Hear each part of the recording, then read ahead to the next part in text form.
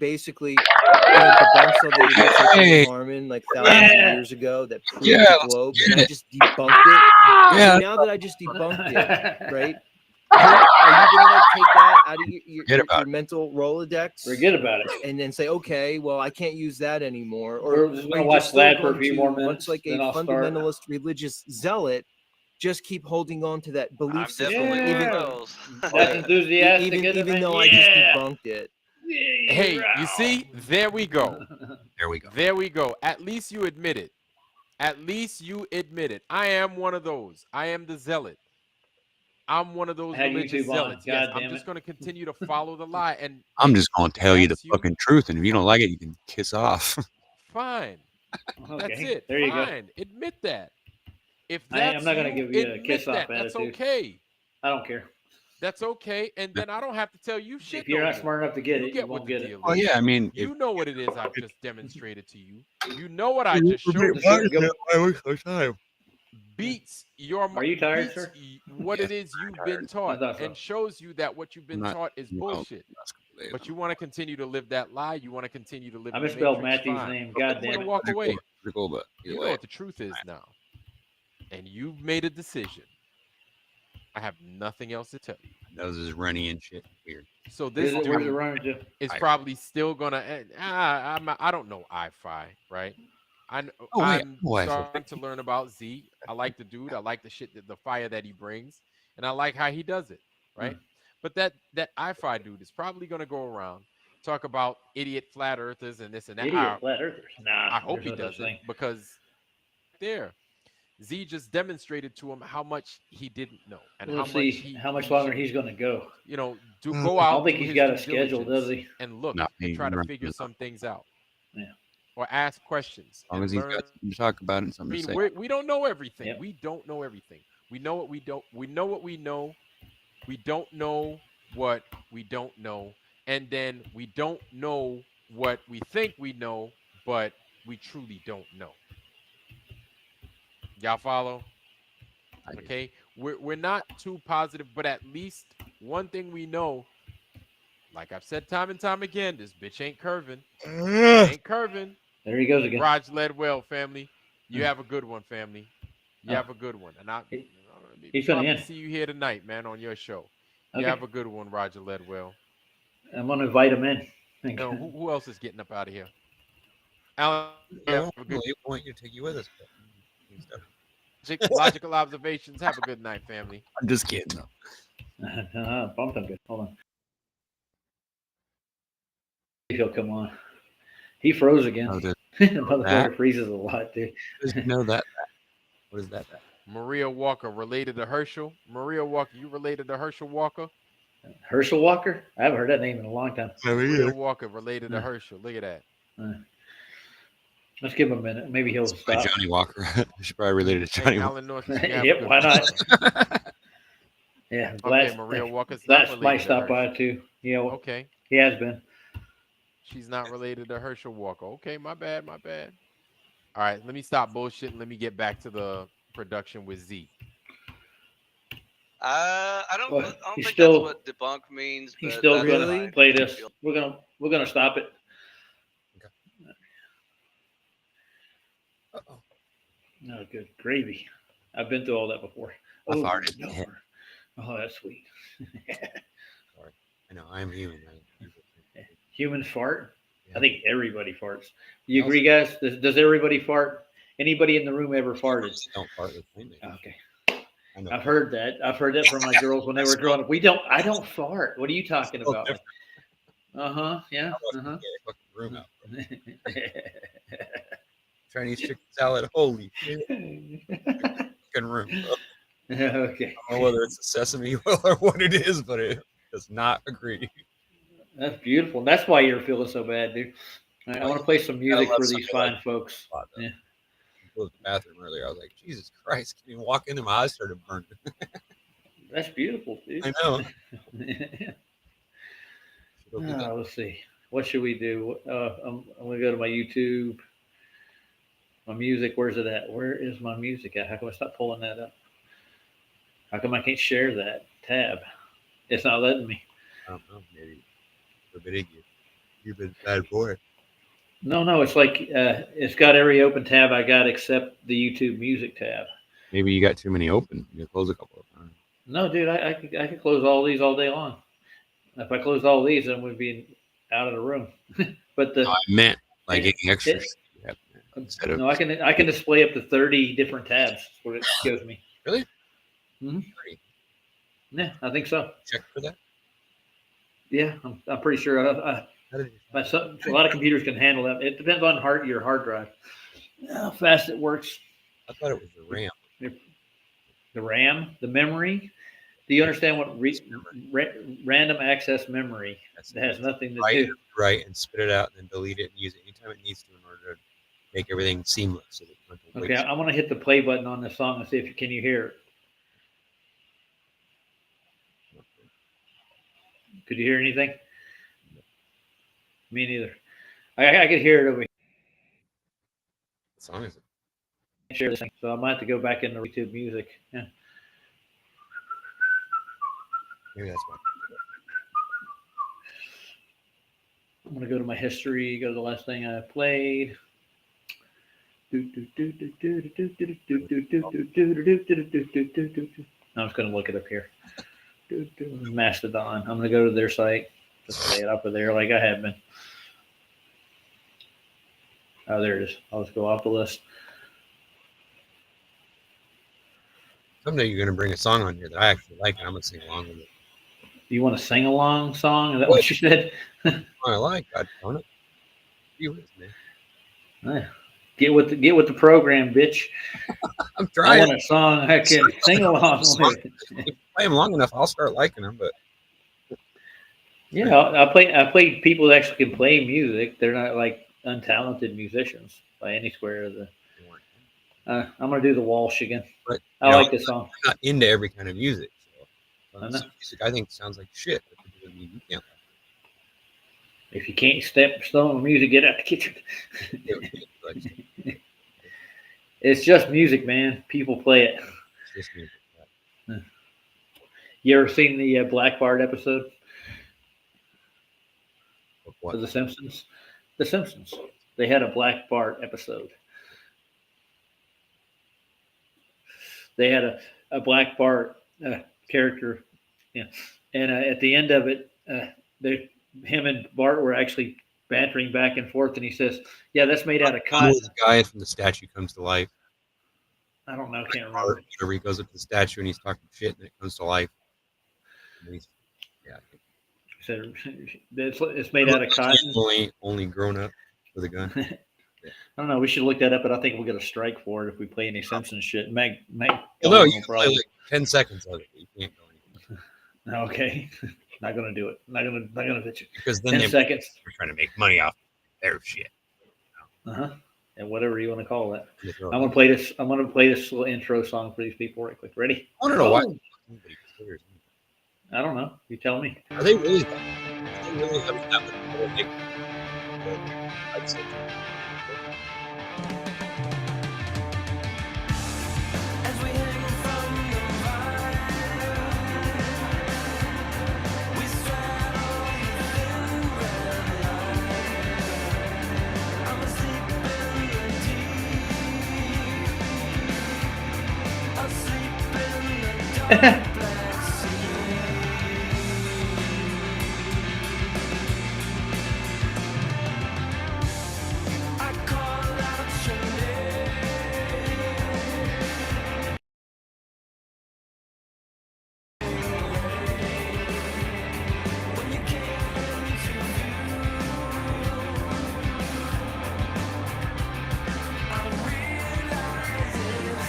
Not you.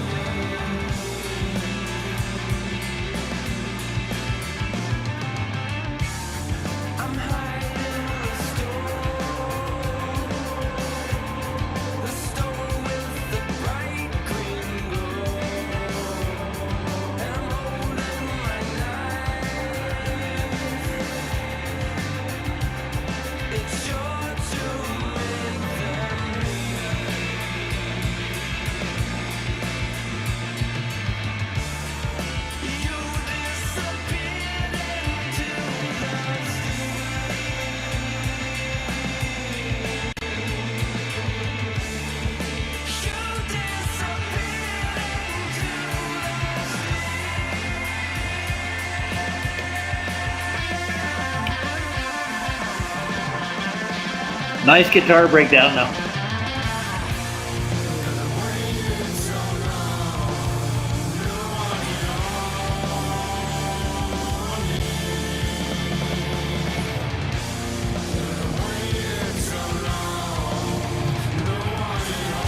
Fast.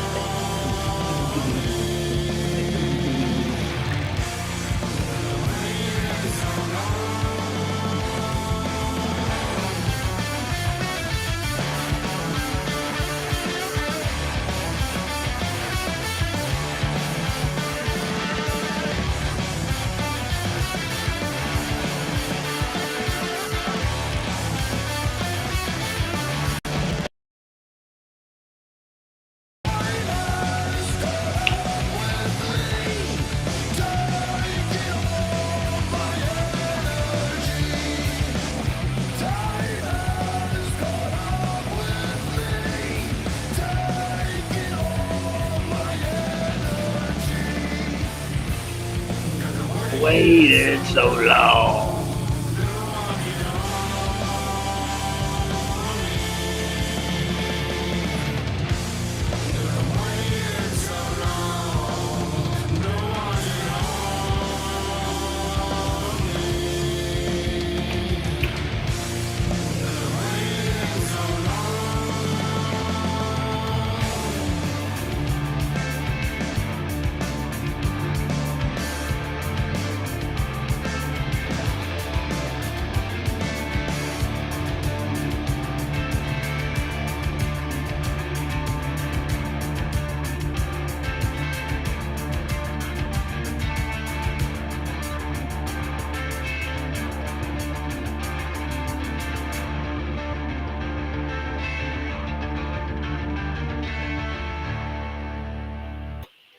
That's a beautiful song. What do you think? Are you still there, sir? I can't tell. Yeah, I like that one. That's pretty good. Yeah, I know. I'm picky sometimes. I can be. I always want to take a look at Flatlanders. What do you think? And take a look at them. They did it's a documentary that Bob Nodell and Sharon put together after they did their hit piece Behind the Curve. That's like a rebuttal to it. And this is the group. Yeah. Well, the hit piece that they did, it was basically they tried to make Flat Earth look really bad because the equipment failed, and they took instead of showing the whole observations and throughout the whole thing, they took just clips of it where they fucked up. So made them look bad. So they did their first episode. I think. You mean to tell me they actually believed that this place or whoever that was going to actually do it right? Mm-hmm. Oh, that's funny. And Nathan told them before we got started, I was sitting there listening to the conversation with him and Jaron. They're going to fucking burn you. They're going to burn you, dude. It's a corporation. They're working for the institutions. They don't want you to succeed. They're going to make you look bad. And they did. They pieced together a hit piece, and they made it Behind the Curve. So they have 4 episodes here. I've picked Which up. Which is fucking trash, but you know. Yeah, no. See, the average folk don't know this stuff, so they didn't look into the topic. I thought I would look at it. Numbnuts never do their homework. They always just talk shit before they know. That's why we call them numbnuts. And then they're talking about this. Mm. And believe it or not, I'm on Rock Fan right now. I'm gonna stop sharing that. I'm gonna share this. You're special. I have 2 full episodes from them. I think I'll look at the first one, episode 2. You're allowed, sir. You're trying to kill our audience's eardrums if they're wearing headphones. I'm not on my microphone anymore. I'm on my headset, so turn me down a little bit. I will. Okay. She's allowed. Okay, you're down. So I'm going to share Flatlanders. I'm going to do their first episode or the second one. I don't see them in succession on Rock Band. No, it's kind of weird. Are you petting my kitty cat? No, why?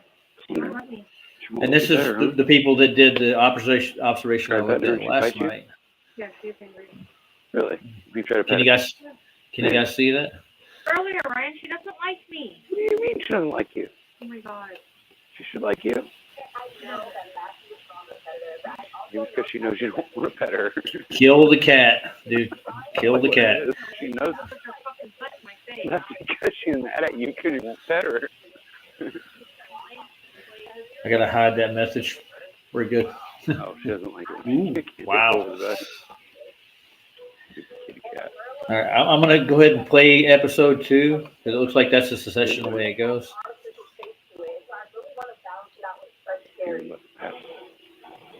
Who's talking? Right? Me. I'm talking. No. There's some we can hear whoever's in the room or whatever you're listening to is playing as big. Yeah. There you go. All right, I'm gonna play this Flatlanders. These are the people that did the observation I looked at last night. I guess it's the same group that did previously on Flatlanders. I feel like the swimlight's very dim. It does feel that way, Sydney. I agree. That's 10 miles away, folks. Boom. There it is. We just got 24 miles. Oh, get a copy. Can you get a screenshot of that? So we're going to be taking, what we're doing is we're going to be taking the lasers and we're going to shut them down the tracks and see if they can see them at the other end. We got it. You guys hear us? Yep, got it. I see it. There it is. Yeah! Those hand warmers actually worked. That was an incredible idea. That was a good idea. Yeah. Exciting location, Malibu, California. And we're watching mountains in the distance. I recognize that guy. Infrared. This is a converted infrared camera. That either tells us their calculation of a 25. Yeah. What's his name? God, he did the moon. He'd fly around in airplanes all over the country. What's his name? Do you remember?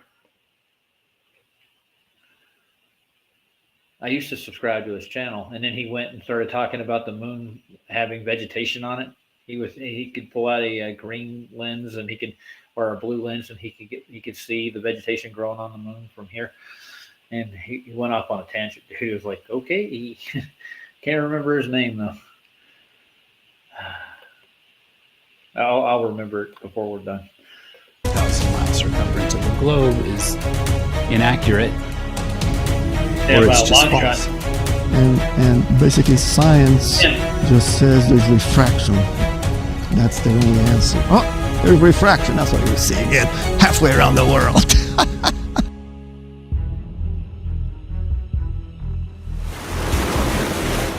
This looks pretty well made.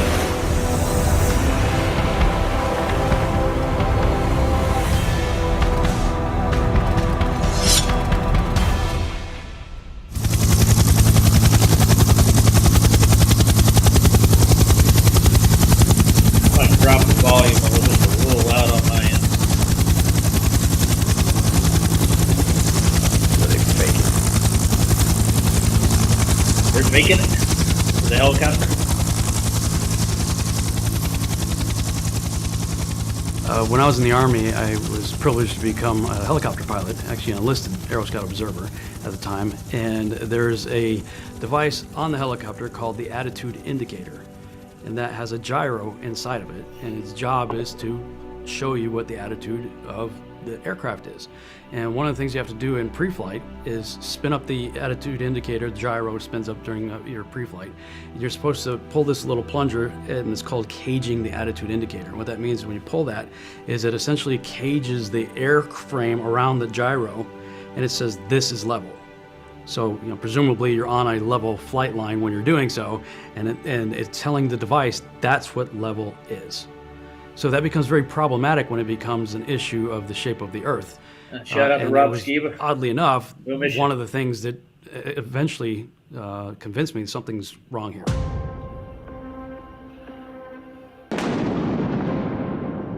It's funny how they're both passed. Yep. Rob and Rob. Yep.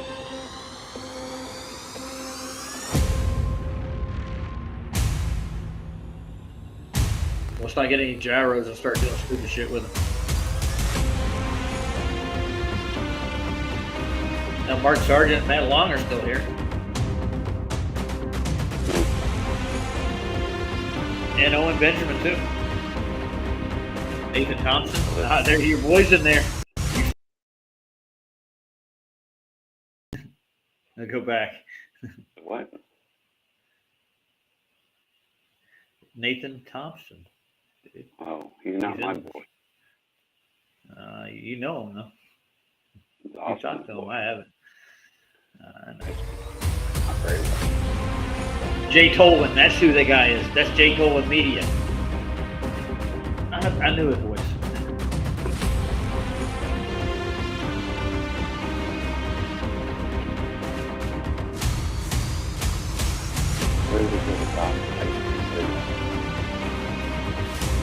I know, I think a third of the people that are in here. I've talked to about half of them. I don't know those people. What? I know, I feel special about them. If their names in film, they're immortalized forever. Sure they are. That's not what the sky looks like on the ground. I can testify to that. Get a telescope.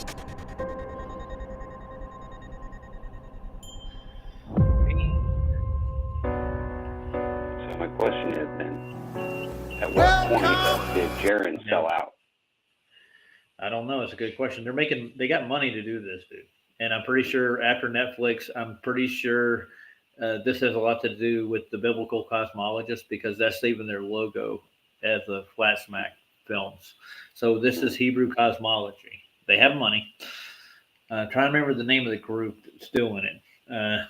Flats has gotten in touch with them a couple of times, I'm pretty sure. I can't remember the name of the website they have. I'll look it up later. But yeah, they're Hebrew cosmology.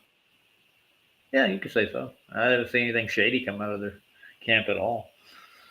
And I think Sean, Kingdom in Context, he uses their site too for reference when he has a question about cosmology or the Earth. He goes to their website. Gotcha. These people are splintered off from, I think, Answer and Genesis because they're completely into creationism. So Answer and Genesis rides the fence between cosmologies. Yeah, I know. I remember. Our dear friend Danny Faulkner. Mr. Faulkner, if you're out there, I'll invite you over to the show. We can have a talk about it. To your paradise with a little man, feed the people Christ, take another hit, get it over with. I don't think he'll come, dude. You see, can't stay down. We're not big enough. Gotta make it known, so get back up. You're not alone. Too small of a channel. Had a choice, they're knocking at your door. Remember, my friend, it's time and this is war. Nice theme song. It's time and this is war. I hope I don't get struck with it. I don't think Jaren will do that to me.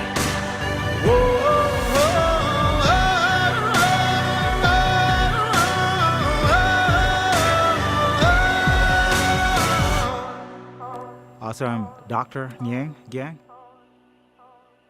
I work as a scientific officer at the National Space Research and Development Agency. I was involved with space education and outreach. That entailed teaching kids about space, space exploration, space utilization. I have always wanted to be an astronaut since many space enthusiasts would say that too. When I learned that Nigeria now had a space agency, I decided, that was gonna be my route to being an astronaut, or if not, at least fulfilling my space enthusiast ambition. I began to see that the evidence for the ball was inadequate much later, actually after I'd already resigned, because I came to the United States to pursue a doctoral degree, and I had to resign in order to do that. And while here in the United States, I observed that we were able to see too far, and object heights that should have been hidden behind a curve are not. and way not. Like pretty much a very flat Why do I not surface. feel? But then I also looked into the physics of Earth rotation. Say that again. Did you say feel the love? I'm not feeling it with this video, bro. It feels all icky and weird. Yeah, it is, because it's really straightforward, and it's not gonna ride the fence here. They're gonna go flat, dude. This is biblical cosmology.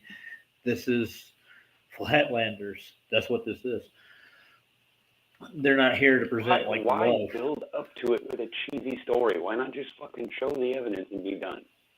Well, they're going to. They're going to show a lot of evidence. This is like it's going to be like an hour's worth of it. Them doing tests, presenting their case. This is a straight up a documentary. They're going to build the storyline up with people that are credible. That's what they're doing. But you see what I'm saying?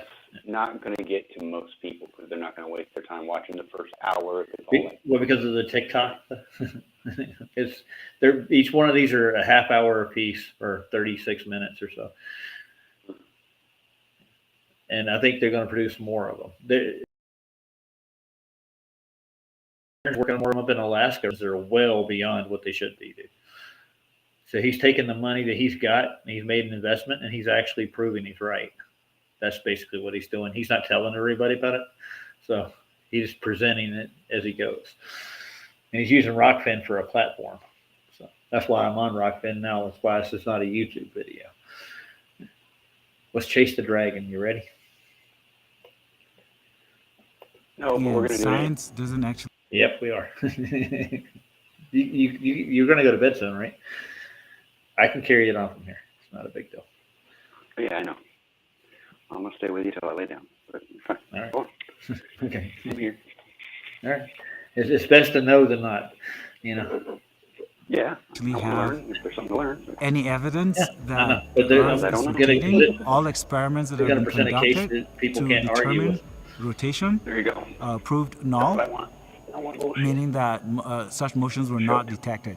So not only was the rotational motion not detected, the revolution motion around the sun is also not detected in very precisely conducted. I didn't say that was Matthew Easter. So science doesn't have evidence that the Earth rotates or that it revolves around the sun. Come by here, my lord.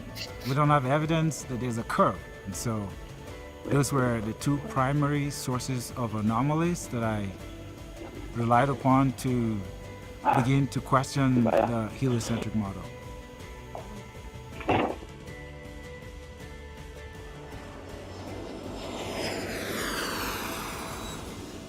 I became a pilot actually while I was in the Air Force. I went into the Air Force very early. I actually went in at 17. My parents had to sign for me to get in.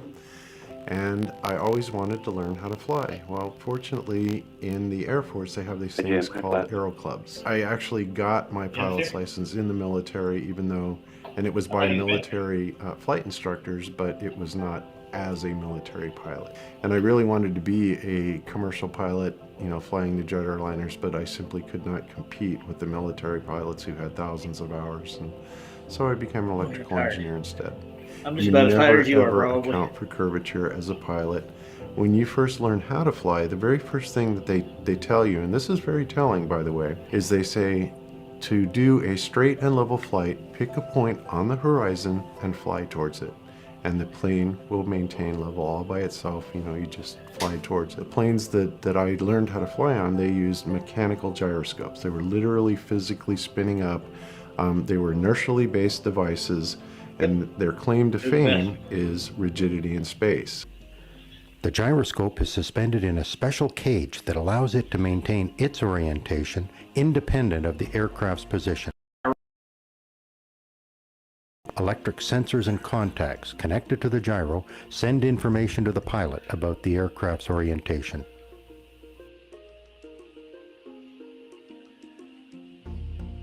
And when you understand exactly how they work, then you also know that when you fly forward for 69 miles, you will drop your nose by 1 degree, okay? And obviously in a jet plane, that happens a lot faster than in a small plane, but regardless, on a ball this size, you're going to drop your nose 1 degree every 69 miles like clockwork. The problem is is the gyroscope never registers that, ever. You understand that now? In other words, pitch data rules, motherfuckers. So, and that's something that you don't really think about at the time until you hear about the flat Earth, and you kind of go, wow, in retrospect, how did I ever miss that? That's just one of the things that I find very interesting about being a pilot that you don't even realize, because we're not taught to think about the curvature of the Earth. Everything about flight, they teach you to act as if it was just on a flat, level, look at that motionless surface. Earth. Now, I flew helicopters, and we flew what they call nap of the earth navigation, where it's basically treetop level. So I'm flying really slow and in the trees. Never would ever be a factor that would concern me. But as I'm traveling around doing conferences and stuff, I'm thinking, okay, I'm in an airplane flying 500 miles an hour, and it has an attitude indicator in the thing. Well, you have all these devices that you're looking at, instruments in the cockpit.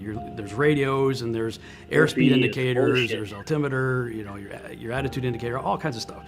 But you're really focusing on those three, the attitude indicator, the airspeed indicator, and altimeter. And so you're always cross-referencing them. So if you've got your aircraft trimmed for straight and level flight, if you start to notice an increase in altitude that you didn't manually do, then chances are, if you're increasing in altitude, obviously you're in a climb. If you start increasing in airspeed, well, you may be in a dive. And conversely, if you may be slowing down in airspeed, then you may be in a climb. I'm thinking to myself, okay, wait, now if my airspeed and my altimeter are staying steady and my attitude indicator is straight and level, that's impossible on a ball, because we would have to register an increase in altitude exponentially over time, as you're flying over a ball. Yeah, this distance needs to be increased. And the attitude indicator has a gyro in it that's meant to work independent of gravity. It's supposed to hold its position in space independent of gravity. So that doesn't work on a ball. Eventually you fly out in space. So then you start saying, well, do they nose the plane down? Well, no, they don't. They never do that, because then the attitude indicator would indicate something. You'd have to see the adjustment in the attitude indicator with the nose down. It just never happened. So this was one of the early things that got me questioning, what is the shape of this place that we're living on?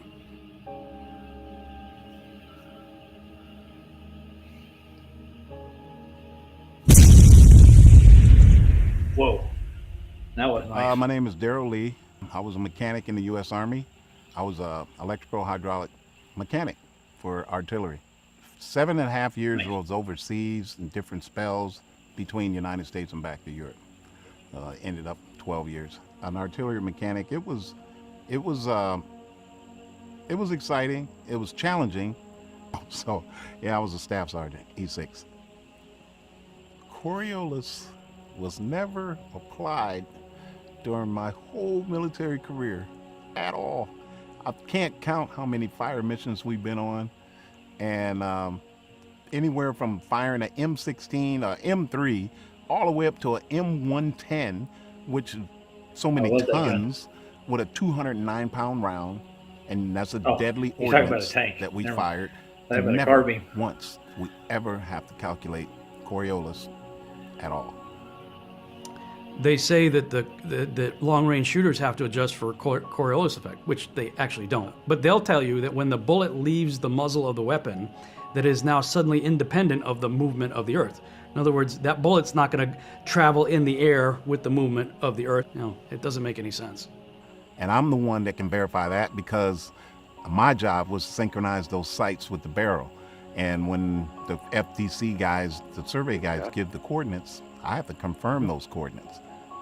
There's no Coriolis to adjust to at all. When I went to School of Infantry, I graduated honorman, and that meant I had a little special accolades and extra special training, was able to cross-train with other of the weapon systems that the Marine Corps employs. So I became an expert in all of my weapons that I was employed in. The Coriolis effect is one of my favorite topics to discuss. In my training with the Marine Corps, the 4 years I was there, and all the cross-training of all the weapon systems have experience with, including the 50 cal sniper rifle. Never even heard the words Coriolis effect. I wasn't even aware that any artillery or anybody would adjust Sniper, artillery, tanks, naval ships, anybody would adjust for that. I never used it. I never heard of it. I've read through the Marine Corps manual, the sniper manual, not one mention of Coriolis effect. How far would a round be off if we applied Coriolis to one of the weapons, the 109 or 110? Depending on the battery's location on the Earth, you can calculate from the equator, it says 39 miles an hour. You can take 1,039 miles an hour. You can take where your location is, and you can determine the speed that you're at. So at the equator is spinning 1,000 miles per hour here. Here in Dallas, Texas, right about here, that's probably close to 750 miles per hour up here. And then when you get closer to the North Pole, 500, 250 miles per hour, 0 miles per hour. So it depends on where you are on this ball to adjust for the speed of the Earth, the Coriolis. And from that, you can calculate and find out how much the target would rotate. Not only that, you have to adjust for the direction you're facing. But my question is a sniper or anybody actually pulling out this mathematical formula in a combat situation and figuring out the math that it takes to adjust for the Coriolis effect? To show the proof of that not existing is when you actually go out and fire. If you fire from 15 miles, you already know about how long it takes for that bullet to land. If the Earth rotated, moved at all, we don't make any calculations for that. We don't put any calculation in for that. But if we did, that round would miss by a long shot. And if anyone's ever done that, their career is ended on the spot, court-martial on the spot. So it's never, ever, ever been applied and never will be. There's 4 major adjustments or factors in considering your adjustment for shooting long range that we were taught that speaks of it in the Marine Corps manual. And those 4 factors are, number 1, the munition, the round that you're using, its max effective range and all the weight and everything that you got to know the round in the weapon system that you're using. Number 2 is the distance to the target. Number 3 is your elevation, and number 4 is the wind resistance or the weather. And that's why in a lot of shooting ranges you'll see those flags to show which way the wind's blowing. And obviously out in the field and in a combat situation you're not going to have that. So you got to figure that out as well. If I'm shooting west to east in the direction that the Earth is spinning, that would be one adjustment because the target's going away from you.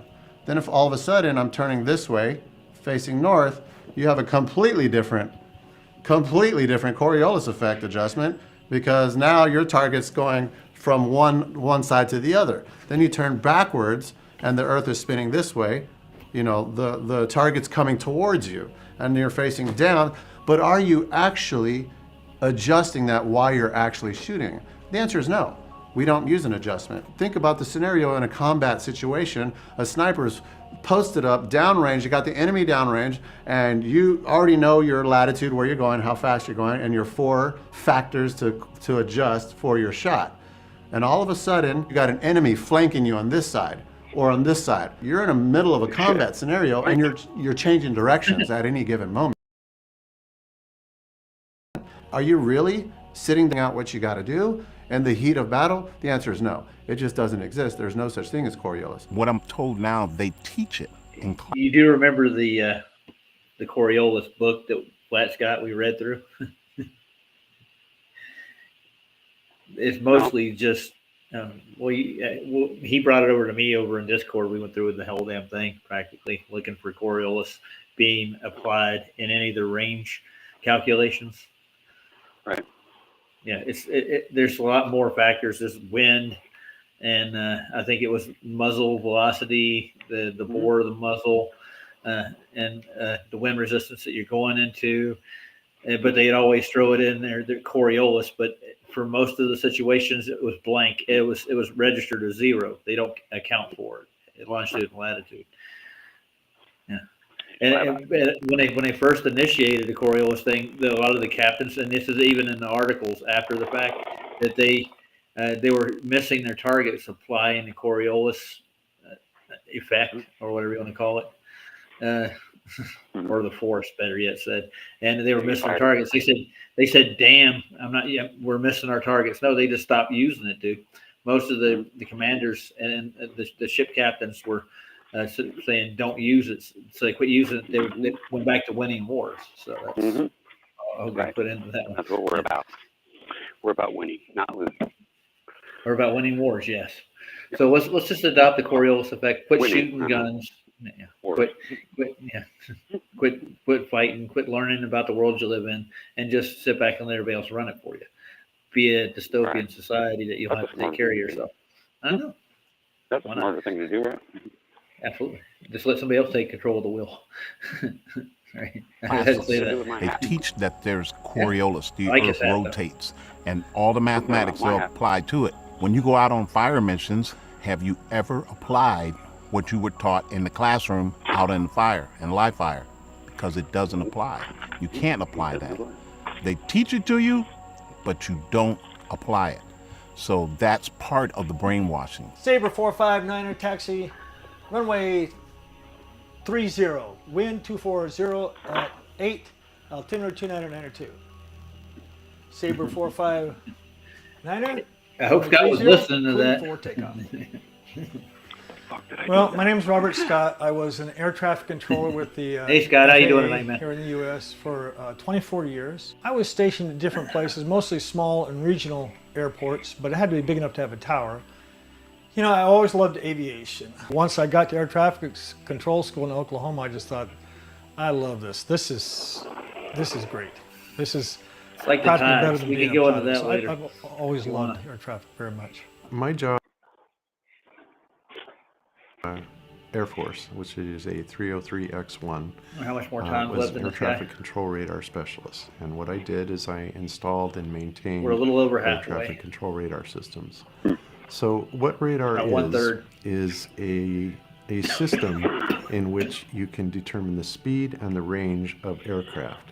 And the way that is done specifically is an electromagnetic pulse is fired from a very directional antenna out to an area that you want to scan, okay? And at some point it will encounter presumably an aircraft. And when it does that, a certain part of that signal will be reflected back. Okay, so as that signal is coming back, what happens is the radar is internally timing how long it takes that pulse to come back. And by that pulse, using a Doppler effect, it can tell exactly how far away that aircraft is, and by continuing to fire these pulses and get continuous reflections from it, by the rate of Doppler change that those signals come back, we can actually gauge the speed of that aircraft. Some of the things that I witnessed that were very interesting about radar is that we would be able to track aircraft all the way down to the ground, and I do mean all the way down to the ground at distances of around 100 miles. And now that I know the calculation curvature, 100 miles is 6,666 feet of curvature, of drop. That is literally impossible because radar works at microwave frequencies, 2 to 6 gigahertz or even higher, anywhere in the microwave spectrum, and it is absolutely reliant on it being line of sight. Meaning, I told you it was microwave. if you can't see it, it don't work. Yeah, When light you is take into microwave, consideration and that it we're able really to track concentrated aircraft level. from whatever altitude they're No, coming actually in it's not. all Light the is way not the down to same the thing. ground at a Microwave is target different. 100 miles away, Okay, hold on. and We'll knowing have a that conversation now. target All right. should Okay. Please. Microwaves are not the same thing as Doppler. They're different. But I didn't say microwaves Doppler. is what they emanate. So they have microwave emitters. They're not radar. They're just microwave emitters. Yeah. Same thing your But I mean- microwave does. Same thing. Yeah. It's a different spectrum of the light. I was just Yeah, that's all I it's said. slightly I different didn't say- spectrum, but if you were to stand in front of it, it would heat you up. You'd feel it. Yeah, I know. Like sonar, radar, or like that, dude. Yeah, microwave. Well, the original Matter of fact, microwave. in World War II, lots of people came back with cancer over it. Yeah. I'll give you the prime example of how I learned about it. My dad said that he talked to a couple of boys that were on subs down in the Arctic and in the Arctic Circle, and he said they used to warm their hands in front of the sonar arrays on the top of the sub, and they cooked their fingers. Off their freaking hand. They wouldn't let them do it anymore. And they said that was before they had microwaves for your house. So they took the same idea and they're like, we could develop this into a heating source for your house. You can make a microwave oven. So the Amana was the first company to make a microwave. It wasn't a microwave. They call it a radar range. Amanda radar range. You can look it up. That's the original. Exactly. Yep. They call it. I'm well aware of this, man. But they changed the name of it because they didn't want people to realize that they were emitting this shit all over the sky. They didn't want you're using it in your house you'd too. Be worried about the birds and everything. Yeah, you'd be worried about everything, and you should be, because if the Earth was curved, you'd be in big trouble. Yeah. It'll be coming around you, cooking everything in the sky too. Right. Well, right. Thank God it's flat so that they can keep it above where we live, and it doesn't nuke us all. Yeah. But I mean, they do broadcast the TVs and the satellite stuff, which is basically the same thing. It's the VHF, UHF signal broadcast to your horns. Yeah. Well, they have special receivers for them. I used to put the damn things in for a living. It was fun. Yeah. But you understand that the signal they send through the radio is different than they send through a cable line, right? Oh yeah, I'm well aware of it. All right. I've been in this industry for a while. All right, let's get back to Mr. Nodell talking. I think if he wouldn't have even talked to those people after he used that ring laser gyro, we even give him any audience because it's a caged device. It doesn't. Yeah. It doesn't work like they think it does. They're making a spiritual or something. Ring laser doesn't make any difference. No. It's just the way it. Lividity of the Earth.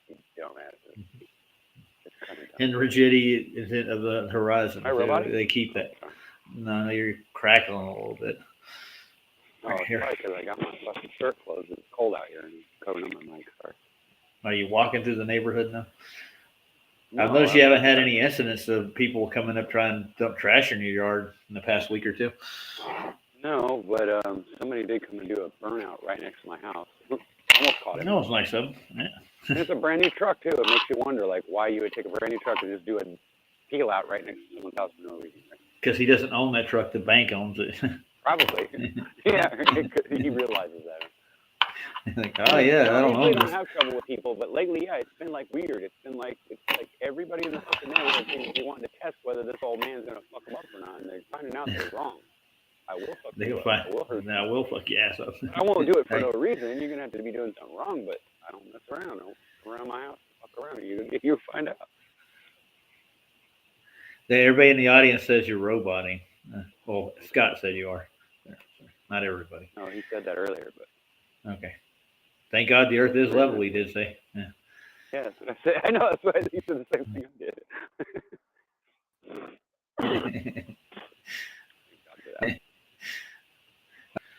What's up, Scott? Good evening, Scott. How's it going? It's going good.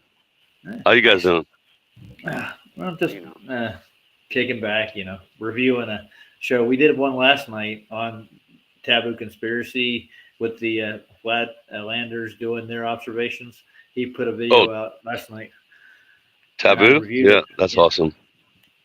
He liked it. He was over on Vlad's. Vlad was doing the same thing.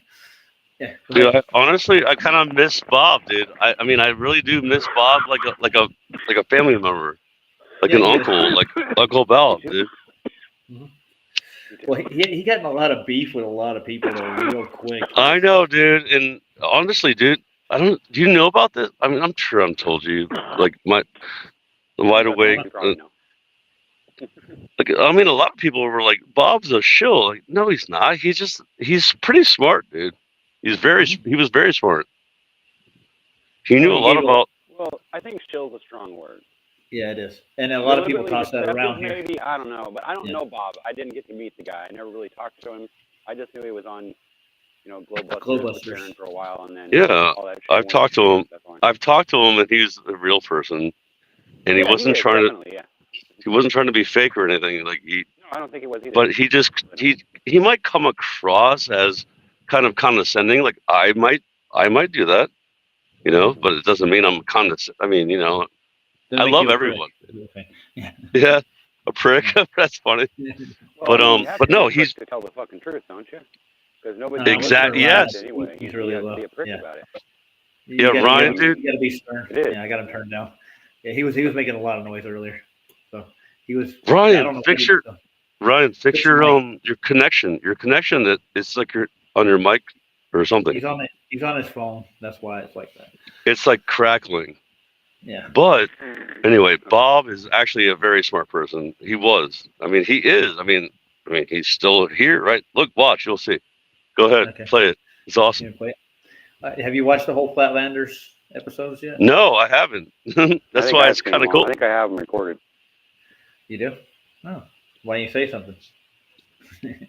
I'm just giving. I actually have tried to share that with you, but you always just ignore me. No, I haven't, man. I don't remember you saying. I got a Flatlanders episode. It's got Bob Nodell, but Jared's. No, what I have is I have all that data that they did with the laser test, the actual laser test. I have the data that they collected beforehand, before they made the movie. That's better. Yeah, I think I saw that with FE Core when they were putting that together. Exactly, that's the one I have. I have a copy of that one. Oh, that's awesome. On my hard drive, so that's not dude, like it's that's a big awesome, deal, but dude. I'd share it with you. No, Ryan, I can barely hear you because you're crackling. But dude, that's cool that you have it on a hard drive, dude. Because we need to. Oh, am I cutting out? Damn it! No, am I cutting out, Roger? No, you're good now. You're good now. I think it's just all of our connection. Yeah. Yeah, I mean, this is what happens sometimes, But you're definitely. We're running a laptop, like a $1,000 laptop. That's why I'm running the show on. So that's sometimes they'll have some problems. And see, Lightning's in there. He's saying, "Hey, see, Lightning." Sorry. Go ahead, Scott. I just want to say hi to him right quick. Oh, hey everyone! Awesome. Got to keep happy, man. Got to say hi to people. No, but dude, I was liking what you were showing, and it's cool. It's awesome to talk about it. Oh yeah. And obviously to break it up a little bit. But rest in peace, Bob, dude. I miss Bob a little bit. Yeah. I mean, a lot. I said that at the beginning when I first started playing, and even Rob Skiba too. Oh yeah, dude. I mean, I miss. It's so crazy. The same time period too. The same freaking. I don't know. Well, I think he pushed the wrong buttons with somebody somewhere because he started getting pretty deep into like lensing, magnification, and he started building his own like flat Earth model. You can determine what skylines look like. Well, yeah, and Jaren's still selling the damn things, man. You can buy them, and his wife too. And they say the COVID got him. I'm not really sure about that, man. That's so sketchy. I don't honestly. I feel like he made a bad decision to go to a hospital. In the hospital, and they might have put him on a ventilator, and they might have killed him. They might. He might have passed. His wife tried to get him out of the hospital. I know all about it, dude. Yeah. Okay. Oh, I don't know. I didn't know you. I used to listen to Rob Skiba, and remember they used to start. They started doing the deep dives into the Bible with what's his name? And a lot of people don't like the other guy. What's his name? The guy that Rob Skiba was doing shows with. I know who you're talking about, but I don't know his name. A mental block. I've been on their website and I've seen their brochures and stuff, and I was looking at Rob Skiba's, his magnification model for the Chicago skyline, and he sells the kits, and it's the same website. Oh they yeah. share it. Well, what was the guy's? Oh, Zen Garcia. Okay, yeah, he's actually in this video somewhere. I'm sure, yeah, but like Zen Garcia. But what I'm saying though is like, I used to watch them like read the whole Bible in the old scriptures. Like they're not even like the Berean or not even the Berean. It's like there's what's it called? Like the old scriptures where there's the Hebrew and the I can't remember what the name of it is, but they used to. They broke it down, like they really every show they did, it was like just one chapter, and they would, talk about it. That's what I used to do back in the days, read the Bible a lot. Anyway, sorry, go ahead. Yeah, I was raised in the church, man. I've been through the entire Bible, and I have not yet found the globe mentioned anywhere, even in the Chaldean Hebrew. And you have to really bend the Greek to get it out of it too. Dude, how funny is it, Roger? Think about this, right? So, as a person that has read the Bible many times, right? You have, right? Okay, so the circle. So the circle of the Earth is the only thing they have is as trying to say, like, oh, that's a globe. Like, what do you a circuit or a circle? Like, no, dude, because I don't believe. Go ahead. They mentioned a ball once in Isaiah, but it's not really pertaining. No, to the it's not the shape same of the ball. earth. No. I know what you're saying. Yeah. Go ahead. But the circuit or the circle is the only thing that is even close to being. But of course, they'll say, it was written so long ago. They didn't know yet because they didn't go to space, right? Of course. That's what my mom would say. That's what anyone would say, like that wants to argue with me about flat Earth, right? Well, I've heard like Christians actually say, "Well, science doesn't agree with the Bible," like literally, like. Yeah. The shape of the Earth and science are two different things. Science, this is a category area you're looking at. Scientifically, you can prove what phenomena are and how they react certain ways, but that doesn't in any way, shape, or form tell you the geometry or shape of anything you look at. They want to break it down to that atomic molecular structure, and that's where they want to install the solar system into our minds, like in the atoms and the nucleuses and stuff. They want to make the space age real. Like yeah, that's all it is. Well, I talked to my mom the other night, after like a long time, and Nathan Oakley. Yeah, Nathan Oakley is, right? Yeah. What about him? Well, he's here somewhere. Yeah, he's in the chat. You say hi, Nathan. He might stop by. This is the first time he's been in my chat, so. But anyway, so like it's funny because they were talking to me about the hurricanes. Nathan's been in here before. He's been in a chat. I thought he was over at PJ's. Sorry, didn't mean to cut you off. Well, maybe so, but I think he's been in here too. He's come in here before. Huh. Well, Nathan. If you want to come in and tell us what you know about Bob Nodell. Yeah, he's actually talked to Bob several occasions. He knows him quite well. Well, hello, Roger. He's had to deal with them. I know. I'm becoming popular nowadays. This morning, though, I was going to say he's probably not got coffee in him yet. How is it my fault? No coffee yet? Well, you made me popular, man. The monster made me what I am today. If you want to come in, you don't have to. I'll just invite you in to share your side of Bob Nodell's story. You have a little more insight than I do, probably. And Sky, you've talked to him, you said, right? Are you still there, Scott? Can you hear me? Yes, I've talked to Bob Nodell, and it's funny because I've talked to him about beef with other people, but it made him seem like, he's kind of, because everybody has beef with people, right? But the thing is, though, the guy Bob does know about actual physics. He knows about. I mean, he's a smart person, dude. How many smart people do you know, Roger? Roger, how many right now? Count it on your hand. On your hand, in person, how many people do you know that are smart? Like super smart, like really smart, that you meet every day? Everyday people I meet? Yeah, everyday people you see. I have three people I know personally that I bump into at least once a week. But awesome. It used to be every day. I would, because I worked with a few that were actually smart enough to figure it out. Yeah. So Nathan's going to take his daughter to swimming, so I'll let you know. So think about how many people are smart. I mean, I'm not trying to be I'm smarter than you, but I'm kind of smarter than a lot of people, right? It's a high percentage of people that are not very smart, but it's because they've been brainwashed by what do you call it? What have they been brainwashed by? Education, dude. Yeah. Yeah. Ding, ding, ding. This just in. We've been brainwashed by education for our whole entire lives, right? Yeah. They want to think. So they want to think for you, dude. That's the way I look at it. Yeah, we have to think. Well, actually, if you think about it, we think for them. We pass tests for them. We go to school for them according to their doctrine, right? Or education, like you said, whatever you want to call it, right?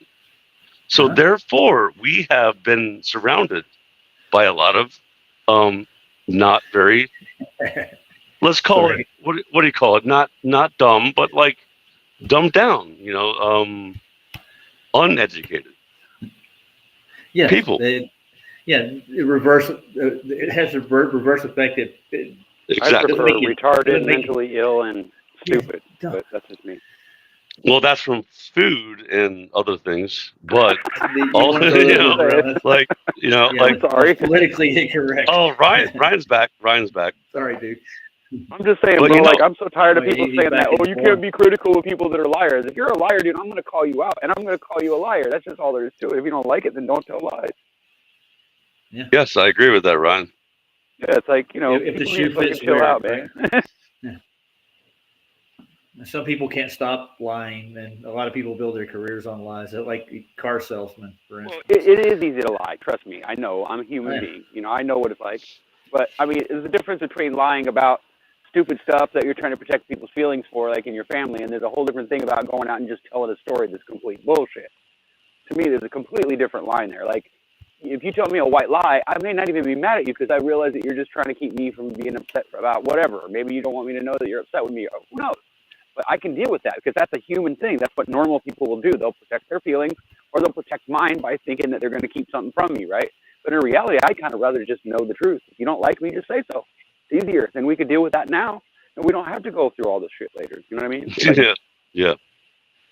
You're breaking up a lot again, but like, I agree with everything you said. I can hear you. Sorry about the mic. Yeah, his daughter's name is Clover. She goes into epileptic seizures too, so I'm pretty sure that's the girl he's taking. I don't know if she swims or it's his other daughter. If you were asking about how old she was, and oh yeah, she's 5. Oh, okay, yeah, that's the right age to teach him. I'm guessing that she doesn't know how to swim yet. That's why you're taking her. I'm just guessing, right? Yeah, and this I think it's a good thing, man. Yeah, that's about the time when they taught me. I was like 4 or 5 or 6 or somewhere in there, and they just tossed me in the pool, and they were like, "Here, the side of the pool's there. You know where to go." But they pushed me out farther and farther every time, and every time I came back, so I figured out, hey, I can swim. And then next thing you know, I was swimming across the pool all the time. No big deal. Hey, there he is. What's up, Ironworks? Yeah, it's Ironworks. Hey, I kind of watched her grow up somewhat on Nathan's show. So you got your on there all the time. You got your caps lock on by accident. Because you're showing small letters at the beginning. Yeah, I see it. Maybe he did it on purpose just to mess with you, dude. You never know. That's Clover, because now when I was watching the Fed, he would always have her on, and whenever she'd have a problem, he would tell everybody, I guess, to a point. It's kind of like a family thing. Kind of grew up watching his kids grow up for a while on the show. So you get to you feel like you're part of the family, and kind of it's good. I guess it's a good way to reach people if you have a family persona and people can relate with you. It makes it easier for you to pass information along to them, especially education. You did a great job, by the way. We do like we like your attitude and all that. You do a great job, bro. I wanted to have some muscle maps that they present you if you have time. That's what I wanted to do with you. That's why I was asking you in your chat on your channel if you feel like it. If not, I could talk to you about it later. If you don't want to even hear about it, you don't have to. I just wanted to go over it. Yeah, we realized you just went through like 4 hours of bullshit. Yeah, I know. I know you're screaming at the camera, man. You're probably done. Yeah, he's done with it. Yeah, for tonight. That's what happens when you invite Brenda on your show. And so I was right. We shouldn't invite her on. Yeah. Ding, ding, ding, ding, ding, ding, ding, ding. Ah, man. Rethink's talking about Vlad, isn't it? Can you see his icon or his avatar? Have you seen it? His head's upside down or whatever. Yeah, I noticed that. I was trying to figure out exactly what it was. Laying on a bed or something and just looking at him upside down. Yep, that's strange. You want to go back to the video, guys? You ready? Mm-hmm. I'm not getting any biters or takers to come in. Well, I mean, if they could complain, they would. Oh no, I'm asking Vlad if he wanted to come in. I wanted to go over to Gleason's projection. Yeah, and how it's really just a he hasn't said anything else. He said showing some love. Maybe that's what I think he's probably tired, dude. Yeah. He's been doing a show for like 3 hours. Yeah, I get it. I mean, I do an hour and a half, 2 hours, and I'm bush usually, so I get it. Yeah. All right, I'm gonna play Bob Nodell some more. Should be 6,000 plus foot below the curvature. That kind of eliminates the ball model. Well, you know, in air traffic control, they have two different types of radar. There's a short range, but airport-based radar goes out to 60 miles. And then for the long flights and high altitude and off coast, that reminds me, it can go out to, it's en route radar, and it can be 200 miles. So they can detect targets 200 miles away. So in radar, the point is it has to be able to have a direct line to the airplane. So with regards to the shape of the Earth, I never thought about it as I worked for 24 years. You didn't say, wait a minute, I think that target is too low for me to see at that distance. What did they cut out? Nobody ever even thinks about that. I don't know, but you can tell they but cut in something out there. reality, now knowing what let's go back a little bit. Must be if we live on a ball. Okay. 200 miles. There's a cut right there. Dude, Roger, really quick. Yeah. So in radar, go ahead. Really quick. So Coriolis, like that's a good topic. Good topic, right? So I one of my friends from way back in the day. Are you getting the feedback? Is there feedback? That's not me, right? No. No, you're good. So like, dude, a friend of mine from seriously, like from I hear it. It's really faint, but I hear it in the background too. It's probably you, Ryan. Huh. You listen to them. You No, I got a headset on. I don't think you're gonna hear mine. I got a headset on too. Oh well, it doesn't matter. So It's a friend Roger of mine, he's a military guy, and he went shooting. No. He's not a military. No, he went to a military like shooting range, and he's like, "Hey guys, do you guys know about Coriolis?" They're like, "No, that's not a real thing." And like he's like, "So what do you think about like how the Earth is flat?" They're like, "Of course, it's like level. It's like it's flat, dude." And it's so cool when you hear stories from people that just say, "Hey," to people like, "What do you think about this?" Like, we're not gauging according to the Earth rotating while we're shooting this gun, and he's shooting like what was it like a long way, like 1,000 yards or 300 yards, whatever it was, 1,000 feet or something like that. I mean, like a long distance, and he's like, "Dude, it was so cool to meet people that got it. They get it, but they don't want to be one of those people. I got they don't want to go out there and tell everyone, but like when they just respond, they just say, "Hey, yeah, I get it," but they're like, they're not going to go out there in the world and start telling people the Earth is flat, Yeah, they don't think that it's a requirement. If you can't figure it out by the time you're a teenager, you didn't figure it out. Well, dude, I mean, seriously, every freaking long range rifleman, everyone, all of them, everyone knows that you don't have to adjust according to the spin of the Earth, dude.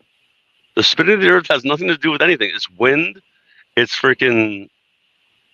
atmospheric pressures, and that's it. I mean, you shoot straight, dude. That's why it's called shooting straight, dude. Like you said, your what was it? Grandpa was a spotter. That was my dad, actually. Yeah, your dad was a spotter. Yeah, he was a radar man and a spotter in Vietnam for 3 years or so. He got the gist of basically all these arguments a long time ago. He never woke me up on one and said, so Roger, my dad was the guy that was on. Dude, it's so crazy. My dad in Vietnam, dude. My dad pretty much partied in Vietnam, but what he did was he was a captain. He was a higher ranking in his whatever on the what do you call them? The aircraft carriers, right? He'd hang out with the aircraft carriers and he would play basketball. He's like, I played basketball, and like one time, dude, he told me, Roger, one time they got shot at when they were leaving, and I'm like, and he made it seem like when I was a kid that that he was like in war. No, he wasn't in war, dude. He was he was flying above with those things. You know those naval planes that have the giant, the giant freaking radars on them back in the day in the 70s. Yeah, that's right. You know what I'm saying? Like he was the one that was on the plane, not a pilot, but he was like, he was pretty much using the radar stuff, and like he pretty much he sailed through the whole, because I have an uncle that was freaking a Marine on the ground, and he has like a lot of problems. Like he actually saw everything down there. You know what I mean? You know what I'm saying, bro? Like, yeah, that's the real like on the ground stuff. Yeah, I got family that were Marines too. I got a couple uncles that were in. I have an uncle that was in the Air Force as a pilot. So on top of that, one of my best friends is that when I was growing up was a Korean pilot who flew in the war over there, and I was raised with his kids, so for like 3 or 4 years of my childhood. So I got a complete military background. I was born as a Navy brat to start with. My grandfather was a midshipman. He was a navigator on a ship. He was actually captured at Bataan at the Death March and spent 4 years in a POW camp in Japan. Yep. And dude, Roger, dude, listen to this, dude. So I mean, obviously, I'm super military. Now that my girlfriend, pretty much my wife, like her grandfather was a freaking 4-star general or 3 or 4-star general, like in the Army. Like he was like, I'll send you, I'll get your information, your email or something, and I'll show you, dude. I sat next to. He was called the general. He's the general, and I was like, dude, I sat next to the general, and he was cool, man. I mean, he was old at that point, because he was like about to die. Like he died like maybe 5 years later after I met him. Man. What are you talking about? But dude, he was freaking. You know what's so cool, Roger? Roger, you'll love this, dude. He was an Army general in World War II, and he brought instruments. He brought musical instruments over there to make the there's all kinds of stories about it where he brought he wanted to make the troops happier with instruments. Like he was a musical guy, and he was a Christian guy. He was a good dude. It was awesome.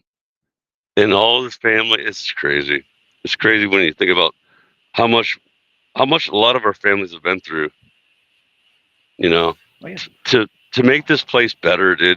And everyone wants to talk shit about freaking America and or the US, and I mean, seriously, I'm like, dude, you guys don't even know what people have been through in the past. I'm sorry. Well, my dad had fun over on R&R in Thailand and Australia. Yeah. My dad did too in Vietnam. Yeah. He's like, you know what I did? I took off my I put on civilian clothes just to hang out with the girls, and my dad used to hang out in freaking Iceland. He's like, yeah, the girls are hot there. I'm like, okay, Dad. Dude, he's a lucky bastard, dude. Seriously, my dad was a lucky bastard, dude. I'm not joking, dude. Lucky guy. My daughter spent 4 years in Germany in the Army. So my youngest, she did that before she got really started in the world. So. Yeah, my girlfriend was born in Germany when her dad was in Germany I mean, dude, that's what I'm trying to tell you is I already had a family of Army. I mean, not Army, it was Navy mainly. But then her dad and then her brother, he went to the Marines and he got out.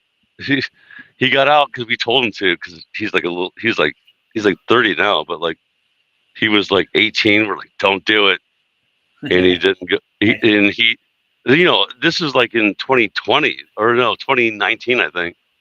Right around that time where it's no, you shouldn't do that, No. Hey, One Mind's in. Hey, One Mind, how you doing? I forgot he came in. I'm going to go for a second. I got to go to the little boys' room. I'll be back in a second. All right, Ryan, keep them company. Bro, that's way too much information. You could have just said I have to, you know. Yeah, you don't have to. Little boys' room. Little boys' room. you really have a little boys' room? Wow. Okay. All right. How Yeah, low are is you the gonna hold? floor? Is it like really low to the floor so that way you don't miss? I'll hold your hand. I'll hold your hand while you And go. how deep is the water in there?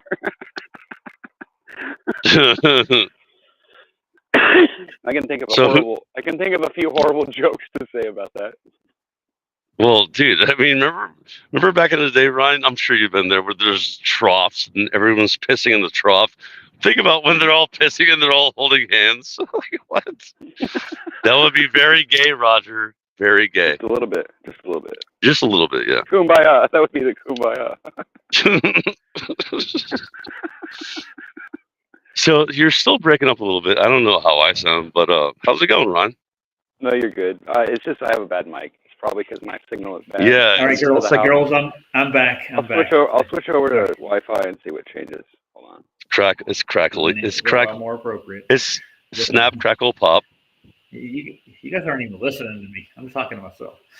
Roger, you've never been in one of those troughs, like, you know, there's all a bunch of dudes pissing in troughs. Yeah, I when I went to Catholic school, that's all they had in the boys' room. The Catholic school. What?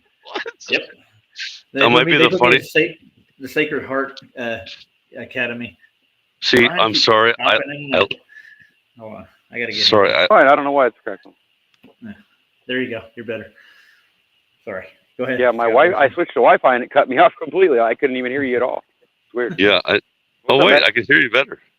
Yeah, you're a lot better, dude. I guess it worked then. Yeah. Maybe. Now they during my middle school they put me in Catholic school and I was raised by nuns for a while. It wasn't easy, dude. It was far from easy. You think? Yeah, I got my hand swatted by him too. Oh well. We had a principal, and she was known as the electric paddle herself. So she would whoop your ass, dude. She did not take anything. Her name was Sister Jill. I forgot her last name, but she was hard, dude. It's like going to boot camp. Getting beat up in the schoolyard every day for your lunch money, or kicking people in the shins. I think we might have a skeptic in the chat there. Do we? Is that the one that just came in? Well, his name's Jay, but he said, I'm trying to figure out what he's talking about, but he says rivers can't work on whatever blank. Mississippi starts at Lake Itasca at 1475. Yeah, we know it goes downhill. It's not a curve. It's elevation. It's a slope, you moron. Hello. He's preaching to the difference between a slope. And we understand that the earth itself, the dirt, is actually not perfectly flat. We get that.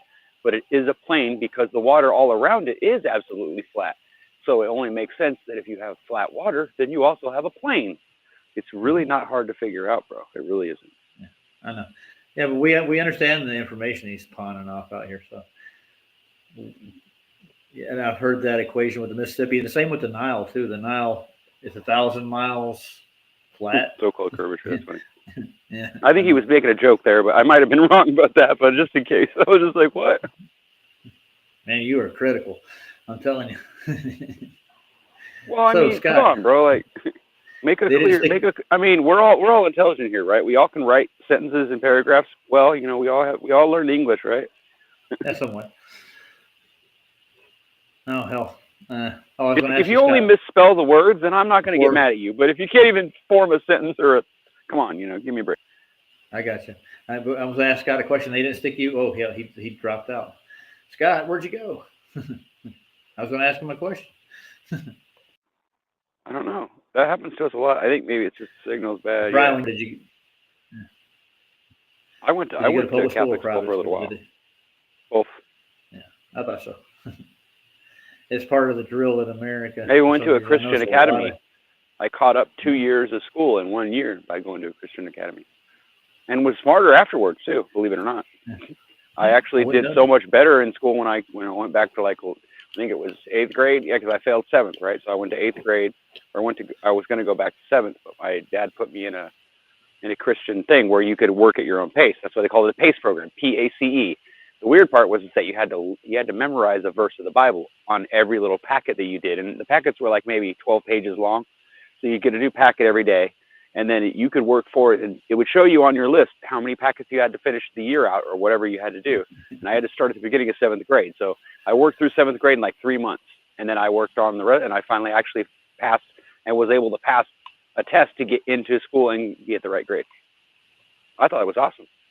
Yeah. To be honest with you, I don't know how that was possible, but I'm telling you, I learned more in that little packet program than I ever did reading huge books and having teachers preach to me. I'm telling you, I learned it all just by reading the booklets myself and just answering the questions. Well, after I got out of Catholic school, my parents kind of did that for 2 years. They put us in. And this wasn't easy. This was difficult stuff. It wasn't like simple stuff, but they threw in there, lessons and stuff and Bible verses that you had to memorize. And at the end of the test, you had to not only answer the questions, but you had to recite the verse perfectly. Otherwise, you failed. And so sometimes they give you a chance to re-say it or re-memorize it, but you only got a few of those. So, but I remember I had these stars on there, they showed me at the head of time how many of these stars I had to get done in order for me to pass last year, 7th grade and 8th grade to get back where I was, and I did. I did it in less than a year. It was awesome. Well, after I got done with that's probably the smartest thing my dad ever did for me was that, to be honest with you. Yeah. Even though I dropped out in 12th grade, Good God. Yeah. Yeah. Well, that's what happens when the whole school hates you. I mean, and they did. The whole school hated you? Everybody? Well, everybody thought that the shop teacher that we had was the coolest guy in the world because he was stealing cars from everybody in town and then giving the parts to the kids in the high school. So when I caught his ass stealing and I got him arrested, they all hated me for it. So, and I'm not lying about that. I know all about it. I remember the people's names and everything. I guarantee you go back and look up his name. You can find out he did get arrested. And yes. And for that reason. Okay. Yep. Yeah, I was trying to iterate the fact and what's weird is that we figured it out so weird too. How we figured it out was so weird. But anyway. Okay. Well, he left a trail of parts. I mean, he had the car. He had my friend of mine's car in his backyard, and we got tips from people that were saying that they saw somebody driving by in a car like that. Went down that street. We walked around and looked, started looking over fences, and sure enough, we found his car in the backyard of it. And we didn't even know whose house it was. And after we called the police and they got him out there, I was like, oh my God, I couldn't believe it was my teacher. Blew my mind. Yeah. Well, I never had that problem necessarily at school, but after I was in Catholic school, my dad did the same thing. He put me in 2 years in a Christian academy in a place called Stanley, North Carolina, and I spent 2 years there. And the curriculum wasn't easier, but the teachers were easier. They weren't as hard on you. They actually taught you. They walked you through the curriculum and showed you how to do it. That's teaching. That's what I think personally. Yeah. But it's smaller. I had the pastor of my church was my teacher, and he literally would come in there and sit down with me and help me with my homework. You're right, absolutely right. And that's probably why I cared, because somebody else actually cared about what I was doing and whether I was getting the answers right. And it also, they didn't just teach you stuff, but they actually taught you things about the Bible and about, things that are good, that taught you why you need to know this information. It wasn't just, you need to learn this crap. It wasn't that kind of attitude. So I took it well. I wish I would have stayed in that school. Actually, after I would have graduated high school and went to college then. But like I said, socially, I just couldn't deal with it. I think Scott dropped out. Well, I think we should. Yeah, I know. Well, thanks for coming in, though, bro. Like, honestly. Yeah, it was nice. Yeah. I hope I didn't say anything to freak him out or something, but no, I don't think I did. But I'm just making sure. I do have a bad habit of saying weird things, and people get irritated. I don't know if I tried to scare him off with the question. I was going to ask him if they stuck him in any private schools when he was younger. But, yeah. I figured that's where you're going with it. Yeah, but I don't think he either didn't want to answer the question, or either that, or he just got kicked out. Yeah. He's up in the hills of North Carolina, dude. There's not a whole lot of reception up there, even though Starlink is supposedly a thing. And Dave Weiss's theory about Starlink is actually just the airlines that are flying planes, and they can that makes sense. Well, it does make sense. They're always in the air. That would be the best way to do it. I think that's how they do it. I think that's how they get all their high altitude footage. I think they take it from the bottom of the airplanes and they steal it from them by just putting the camera on there and then just grabbing the information digitally. Yeah, the best live feeds not even aware of it. The best live feeds that I've got out of the ISS quote unquote station was the Russian side, and they were just taking high altitude photography straight. They weren't trying to look at the curve or anything. They were just taking like the Black Sea, taking pictures of the basin and Georgia and a couple other not countries, but I guess provinces in Russia. They were going over there, and I'm asking myself the question while I'm watching these live. Jeff Gethett and Jill Deluxe. I just saw them too. Deluxe. Yeah, Deluxe. I didn't catch that. I was talking and. I know. Yeah, that's what happens when you're talking. Yeah, I'm the Flatlanders. I think we'll finish this one off and then cook the rest tonight. What do you think? You good with that? Good for me. I'm just getting an idea of where Ben, or you know what they call him in the groups he runs, and they call him Little Ben because Little Ben's a flat earther, and they make fun of him, dude. His lawyer friends, they call him Little Ben. Little Ben. Yeah, because he's a flat earther, they call him Little Ben. That's watch some of the rebuttal videos that people have done towards Taboo Conspiracy's observations. They tell him he doesn't do his homework, he doesn't know what the size of the globe is and shit, but they call him Little Ben. They make a reference, like they're joking around, you know, carefree like about it. They're not trying to be mean, but they gave him a nickname, Little Ben. Yeah, I found all this stuff when I started talking to Ben over on I DM him on his channel, and he'd answer me back, and we'd start talking. That's where I introduced Mikey to him. And he said, "Yeah, I'd like to see his observations." And we started looking into satellites, and coming to find out, like satellite engineers, like 80% of them, from what I can tell, looking through their catalog, you would say, of engineers, that their primary career before they became a satellite engineer was a screenwriter or a book writer. They were authors. They weren't anywhere near technically engineered, skilled people. They had no background in it, but all of a sudden these people are on the list as satellite engineers or rocket engineers. Do you understand what I'm saying? The career doesn't fit what they did for a living. They just have the title as satellite engineer, and it's on like Ball's website, Merek's website. They're all subcontractors to NASA. They build satellite parts and they put them together. But these people don't have any like scientific background or any training necessarily in the industry. They got promoted to the job. Yeah, but they're just screenwriters. So they are book writers. It's like Arthur C. Clarke was right. He invented satellites when he wrote about them in a book. So I was looking into it, and I was giving him leads on where to look for it. And I thought of it first. I sat back and thought about when I used to do satellite installations and how it works. And I'm like, well, if they broadcast on a radio bandwave and they put it on a different frequency, those LNB and LNC horns that they use would just be made for that frequency, and they could just put the frequency out there on the band and you just pick it up with your satellite just like an antenna. It's not really picking up a signal from a satellite, it's picking up a radio band signal from the towers. And that's where I when doing installations, we have to aim our satellites at this exact point, and they never moves. And then they came up with I never heard of geocentric satellites till after I did that stuff. And I put, it's like I'm putting the pieces together backwards. Like, oh yeah, I remember that satellite dish never moved. It sat there pointing at the same direction. Didn't move. Didn't. But now what are the odds of that? Even when they did move, they were only moving to a different tower to get a different channel, because it used to be that every channel had its own tower. Yeah. You remember that? Yeah, we had like 6 of them that I actually used to get. But they always faced the horizon, no matter where they pointed. It was always towards the horizon, bro, every time. Just a little like 4 to 5 degrees above the horizon. It aimed at almost like just a slight. Just over the tree line. Just over the tree line, of course. So yeah, satellites, pretty much that's what me and Ben were talking about over emails and stuff. Not emails, but over Messenger. So yeah. And then I brought Eddie Banjo. I sent Mikey over there, and Eddie said he wanted to see his work, and he brought his work over there on Eddie's channel. So that's my contribution to the Flat Earth community. All right, I'm going to lay down, so I'm not going to be talking, but I'll chat. Okay, and I'll go ahead and play this and let the guys watch the rest of it. Sorry about the story time, guys, but that does happen every once in a while when people come in. Yeah. All right, I'm going to play it. The point is, it has to be able to have a direct line to the airplane.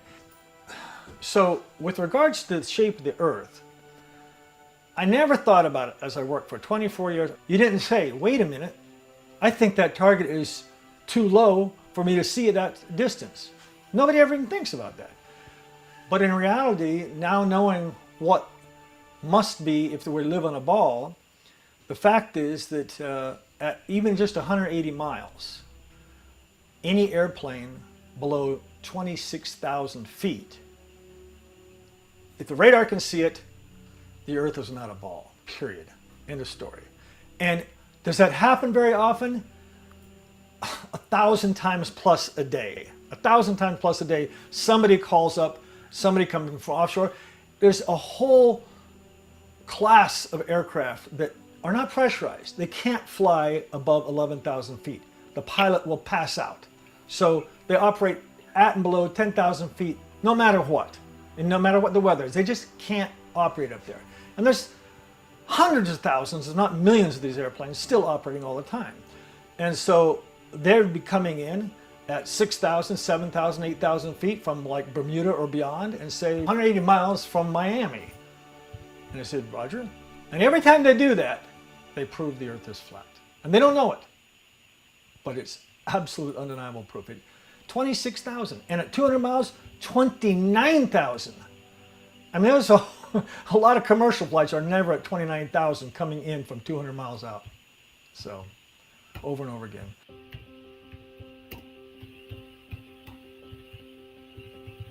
Microwave I worked on with a company called Western Telecommunications. And with this job, what I was a field RF engineer. I did the field engineering and all the testing for these long, great big, huge 10,000 channel microwave relay stations. I remember that we built a lot of sites across Kansas, the state of Kansas, which is very famous for being flat as a pancake, right? Well, not only Kansas, but Nebraska and Iowa as well. So while we were building these sites across Kansas and Nebraska and Iowa, the distance in between each one of these sites was approximately 40 to 60 miles, depending on the terrain. And there were occasions when we would have to do line equalizations, and we would have to diagnose a problem to find out why we were getting an unevenness in the spectrum of microwave signal, okay? So in order to do that, what we would do is we would bypass like one of the hops, and we would go from one, and instead of going from here to here, we would go down to this one, shoot from this one to this one, and sometimes we would even go, 2 sites away, right? And actually there were times when we actually did 3 sites. So if you have a 40 to 60, you can get very close to 200 miles on some of those hops. And when we did that, and we would establish our communications, never thinking at all about the curvature of the Earth, we were simply looking for line equalization.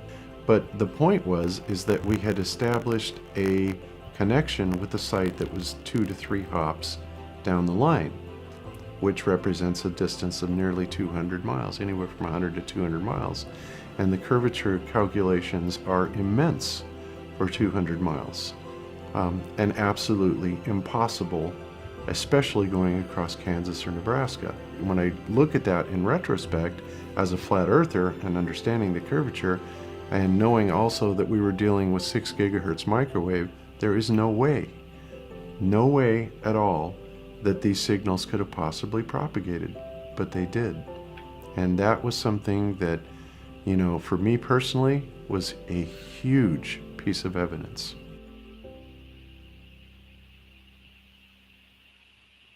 The other thing is that for 24 years, I gave clearances to aircraft. We read the charts. You have to be familiar with every detail of any airway in your airspace. And that's 60 miles around. You have to memorize all these radials and everything.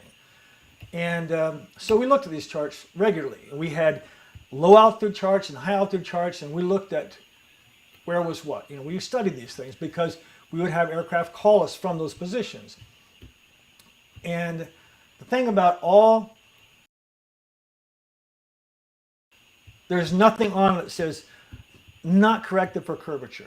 I never gave a clearance that said that had anything to do with curvature or adjustment for rotation. No pilot in the history of aviation has even given that a second thought. Nothing adjusts for it. Nothing is ever built to adjust for it. There's no curvature adjustment, there is no spin adjustment, and even in radar, you could put a guy on a vector at 180 degrees, fly heading 180. He could be on that vector for 100 miles. And all the time the Earth is spinning out from under him? It makes no sense. Absolutely no sense. So I never figured this stuff out until I began to research flat Earth.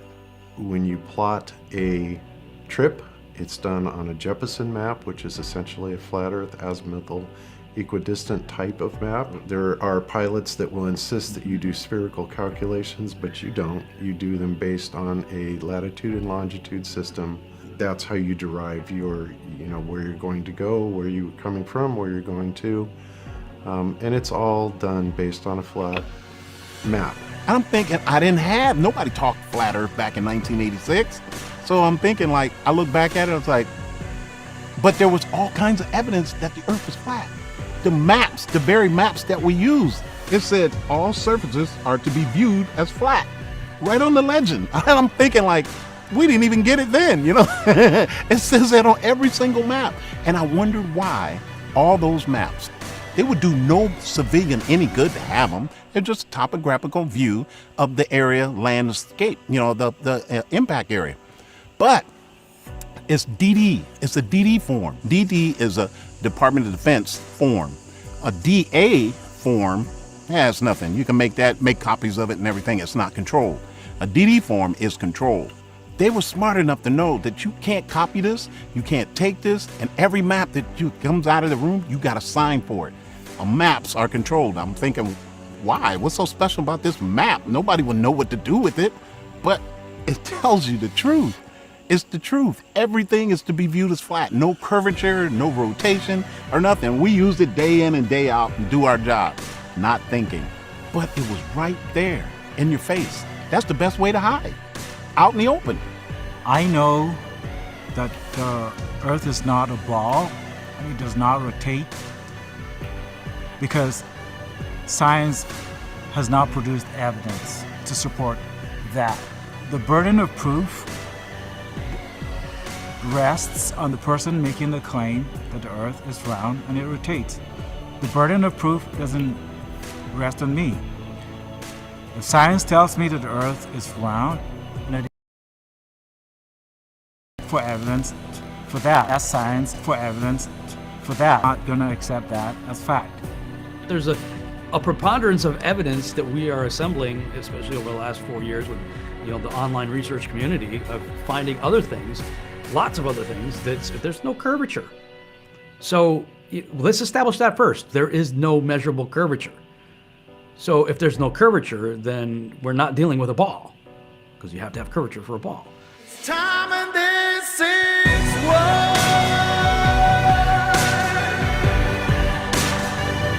It's time and this is war.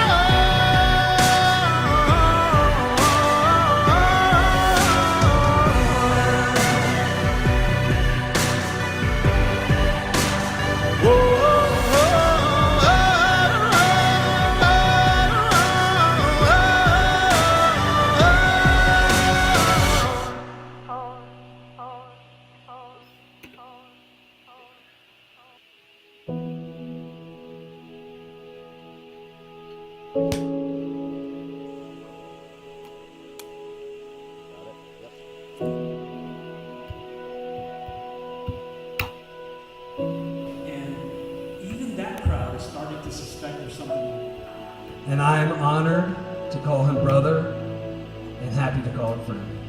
Bobski. It was just truly amazing. But he was calling me to bigger things.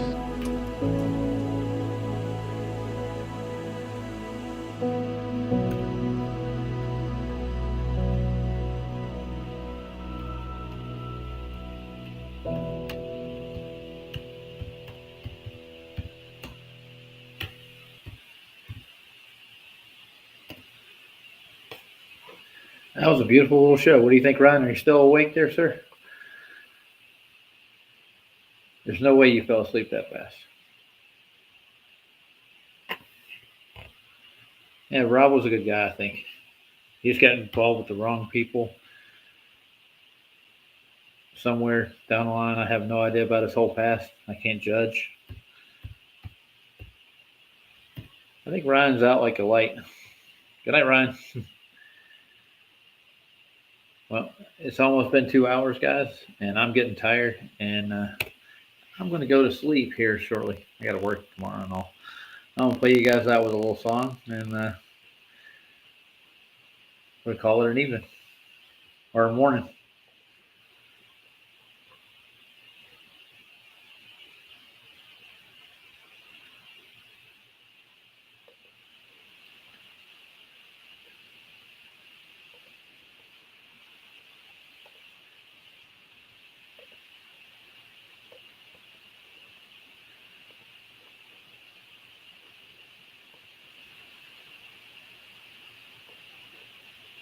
Good night, Ryan.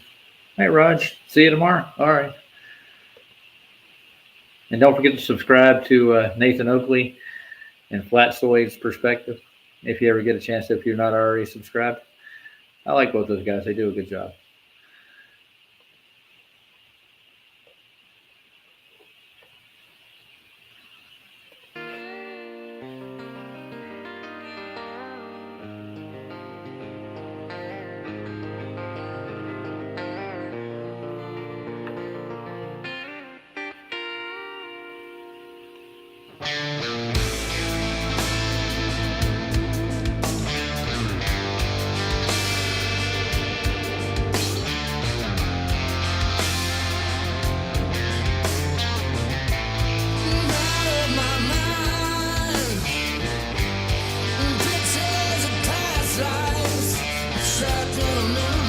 Good night. Well, you said good night. There he is.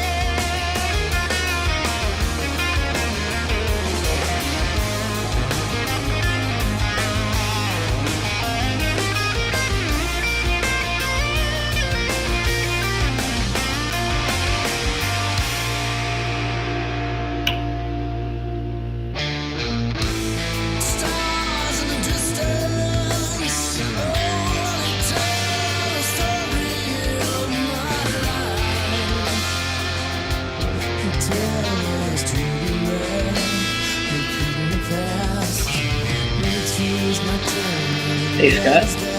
Hold on a second. Yo. I'll pause it. All right, you still there? Good song. Good song, dude. Good song. It is, dude. As a drummer, dude, Mastodon is amazing. Yeah, they are. And that kit he uses isn't a full kit set, dude. I don't know how he pulls that sound off. Yeah, dude. I've been watching him play. He's got to be damn quick, dude. Yeah, so my email's in the private chat if you want to grab it. Yeah, I got their whole set list or playlist, sorry, and all their albums produced. Some of them they're a little off. I had to pick and choose the songs I listen to. But if you want to grab the email, it's right there. You see it? No, I mean, what do you mean? I'm on a phone. You're on a phone. So there's a private chat. So we're backstage, right? Yeah, we're backstage. All right. So okay. So how on Restream is weird. Oh, on okay, yeah. Oh, right here. Yeah, just click on that bar and there's my email. Oh, Roger. Yeah, there we go. Gmail. Boom. I'm hitting it. Okay. Speaking of Gmail, I got one from Duffy like the day before. He wants me to change my GoFundMe because I think he doesn't like the way it's worded. It's a strange thing. If you saw my GoFundMe, it would probably if he can't post it on his website, his final experiment thing.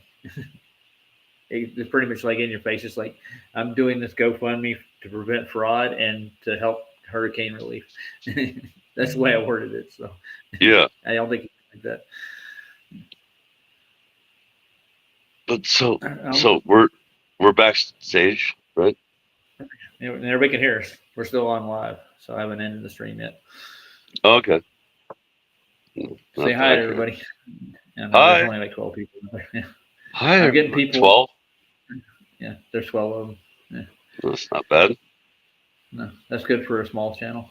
I'm not trying to make a big channel out of this, but I'm getting popular, and people are starting to tell me that I got people that so to me here that I know, and they're liking the show. So nobody's like, "Hey, quit the show." And they're like, "I like the way you do the format. You play in with songs. Yeah, you have banter, and then you go over a topic, and then you play out with a song, and it's like that's the way I would do a show. That's the way I do a show." Yeah, that's why I've come on your show like many times. Yeah, yeah. Honestly, like a retard sometimes. I've sounded like a retard.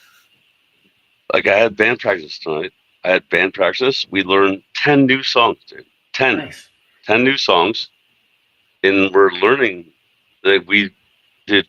So we're doing we're doing Land Down Under. Land Down Under. What does that even mean, right? Yeah, I get it. But if you look at it in a flat earth context, they're down under the tree. Mm-hmm. They're down under. No, and it's funny how Mandela effect, but they're not even that down under as much as they were, right? Yeah. Well, think about the monument that's in Australia. What is it? The biggest thing you can think of is in Australia. The monument? Yeah. Oh, the red rock, the giant rock. Yeah. Yeah. It's a giant, mesa, though, right? Giant tree stump. Yeah. Yeah. They're underneath the tree stump. Yeah. Tree There's stump. several of those all over the world, dude. Yeah, I know. Come on. Don't tell me there's not any validity to that claim at all. There's some of those trees mountains that look so much like trees, it's incredible. Well, dude, think about how back in the day there's more oxygen, possibly, because they've been pulling, they've been sucking the oxygen. Think about, dude. I mean, I don't want to get crazy, but like they do the millimeter waves of all these 5G things are sucking. They're actually, I hate saying sucking, but it's like, extracting like the oxygen that makes us breathe, but it's fine for the trees. That's why that's really funny. That's why it's so crazy. They're like, oh, carbon dioxide, CO2 is bad. No, what are you talking about, dude? Retards. Dude, even Sean Hawkins shared our show tonight. You know who Sean Hawkins is, right? Hold on. Yeah, I told you this before. Sean, I've talked to him before. Yeah, he's a scary character. He's washed. Like, remember I told you. He looks like, what was the guy's name? Remember, he had a swastika on his head. A swastika on his head. Yeah. Yes, Charlie. You called him Charlie Manson, Roger. That's why you're funny. That's why you're funny, because you called him Charlie. Charles Manson. Charles. Oh, Charles is also Flat Earth Matt guy. Charles. Oh. Charles. Yes, I know. Anyways, yeah, well, I want to get out of here, man. I'm into there. I'll put a stop to this show. Okay, I want to say good night. Is it all right with you? And PJ's going to be on in 4 hours too, so I want to catch the end of his show. I'm gonna get some sleep. Oh, I'll see you later, Scott. I'll be doing another show tomorrow night, same time, same channel. Peace. Okay. Later. Same night, same channel. Stay tuned.